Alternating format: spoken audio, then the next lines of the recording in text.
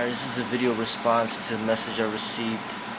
I'm sorry I didn't get back quicker. I'm just busy with work and everything and training.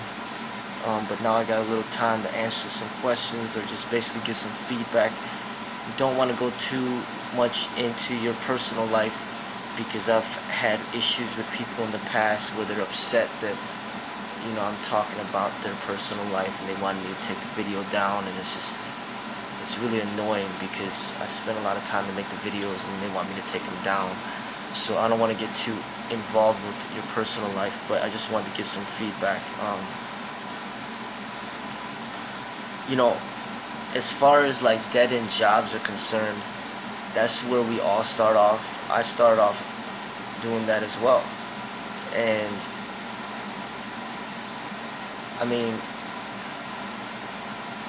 I think a lot of it is about knowing how to save your money right.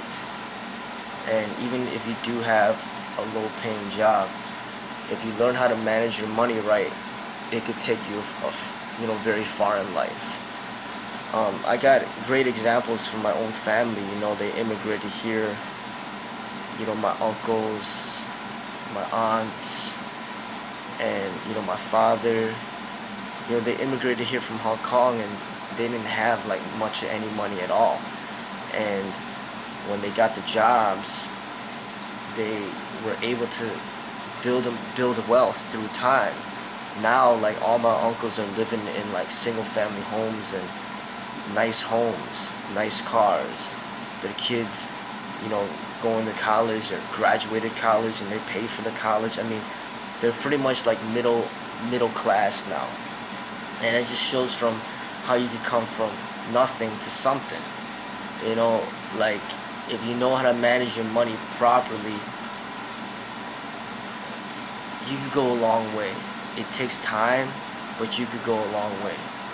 It take years, it could take decades, but fact of the matter is, don't think that just because you got a low-paying job that you can't do anything.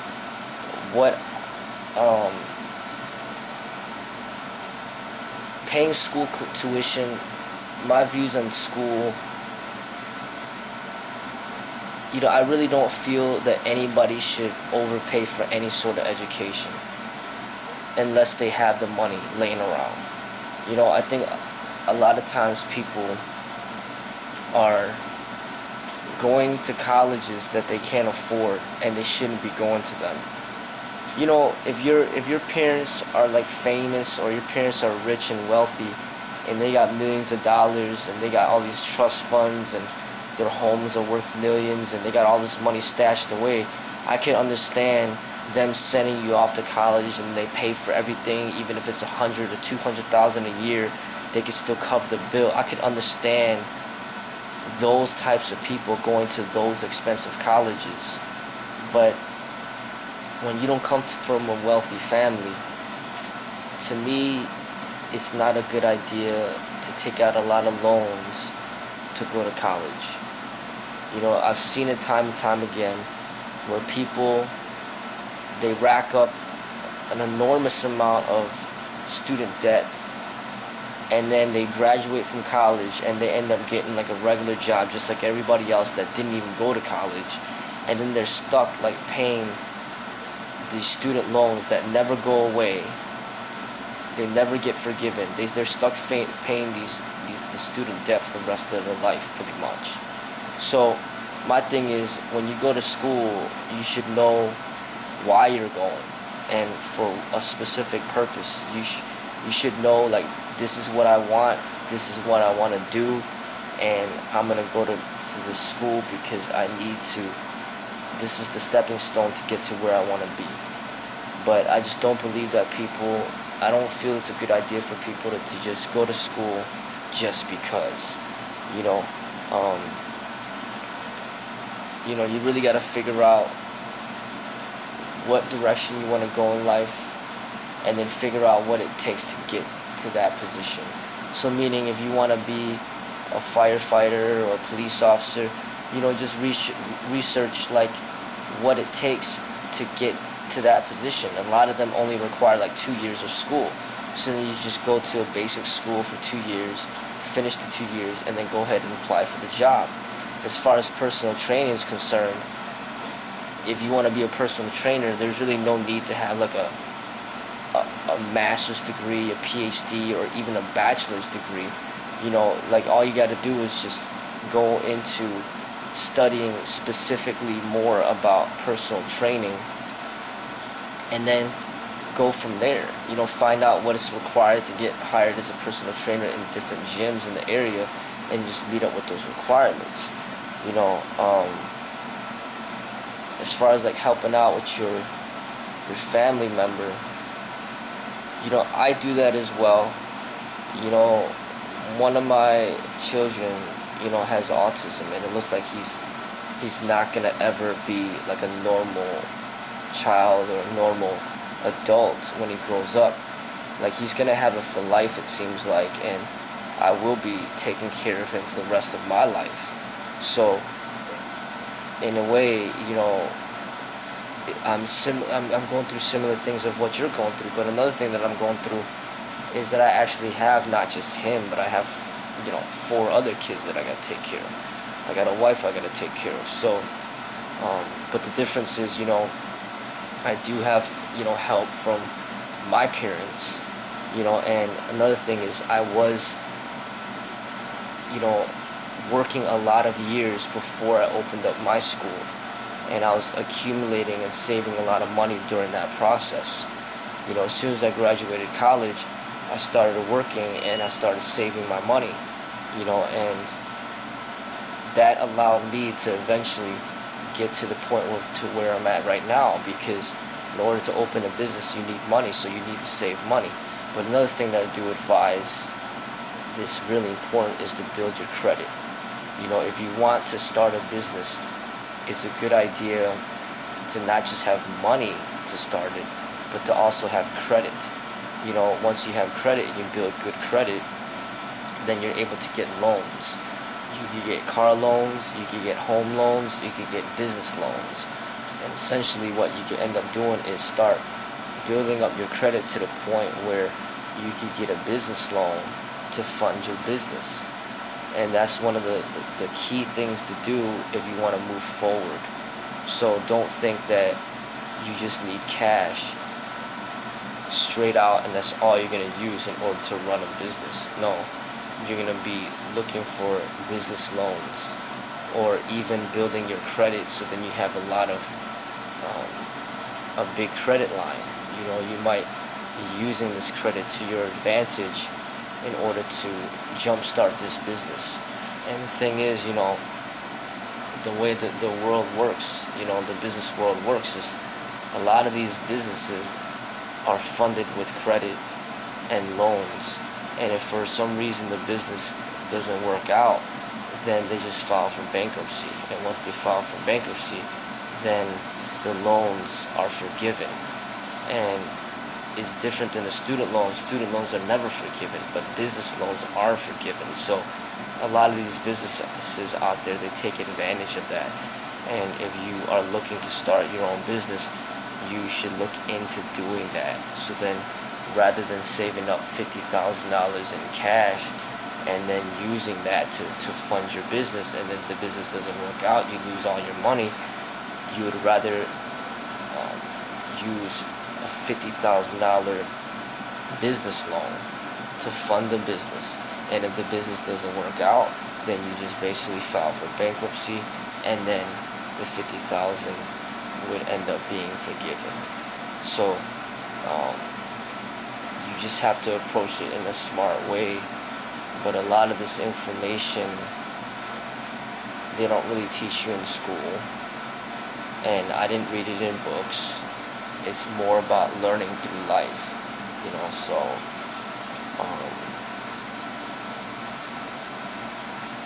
and you saying that if you drop everything to start your own business, you wouldn't be able to help her out. I don't think that that's true, because I was, I didn't have to drop everything. Like, I was able to take care of my family while running my business at the same time. So it can be done. You know, you can run a business and take care of your family at the same time, and that's essentially what all like parents have to deal with. You know, they have to find a way to take care of a child while they go to work. So rather than going to work, you essentially work for yourself. You run your own business while you take care of your parent, your child, or whoever. And through experience, I know it can be done.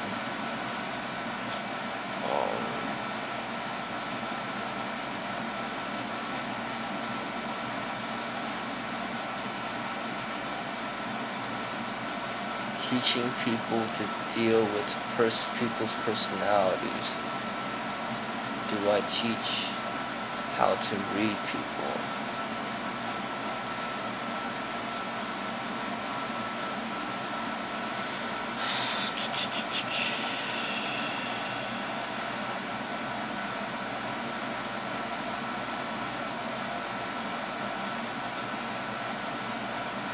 You know, it comes through experience, you know, in order to read people.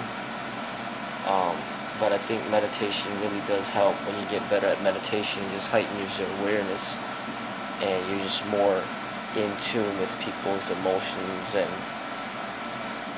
like you're more sensitive and aware of people's nonverbal cues, their tone of voice, and you just know more about the human condition and how the mind works and how the ego is and how there are insecurities. But I think through a lot of experience, from my experience, when you run a business and you're meeting all these different people in life, and then you see how relationships, they start and they end, they start and they end, and how things are going good and then they go bad, and you experience that constantly with different people in different contexts, then you'll learn how to read people, because you already had those past experiences and you already know how the minds function and how you could already make the predictions before they happen, because you had the experience. You know, like if you're dealing with people, say you got 100 students, you know, and you had 100 students come, you had 100 students leave, and then you know why each one left and for what reason. The truth comes out later. The truth could come out immediately, or you figure it out on your own. And when you have all those experiences and they keep building, then you're able to make predictions. Like you know, if you say something, you know, to somebody in a certain way, how they would respond. And you know when a certain person makes a certain comment in a certain way, you know what he's thinking. You know the way a person, just the way he speaks to you kind of know what's going on in his mind. It's like that's through experience. You know, it's through experience and it's through meditation, because meditation brings awareness to every situation. So that you're actually attentive during the interaction with the people that you are interacting with, and that attentiveness makes you in a much better position to read people, because you're actually being attentive. You know, so that's what I'm saying. It's going to be experience and it's going to be meditation. I don't really see too many books out there that are going to really be too helpful, but there are books out there that I've read that kind of specialize in reading people's nonverbal cues. But to me, that is not really 100% accurate, because people grow up in different cultures, and in one culture something could be seen as disrespectful, and in another culture it's seen as respectful. One culture could see something as inconfident, and another culture sees it as respect or confidence. One culture values arrogance, another culture values humbleness. So I see a lot of deficiencies and, you know, flaws with a lot of these books out there that are speaking about reading people's nonverbal cues and all that stuff. To me, I rather focus on my personal experiences in life, not just in business, but in family and in relationships and in friendships, and then also focus on heightening my meditation, becoming more aware, and that puts me in a position where I get better at reading people, you know. So that is what I have to say about that.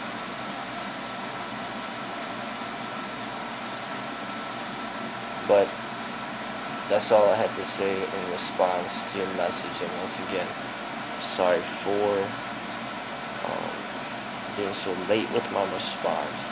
And then I also thank you for your donation, and then I hope that eventually you will get involved with these online classes that I'm offering.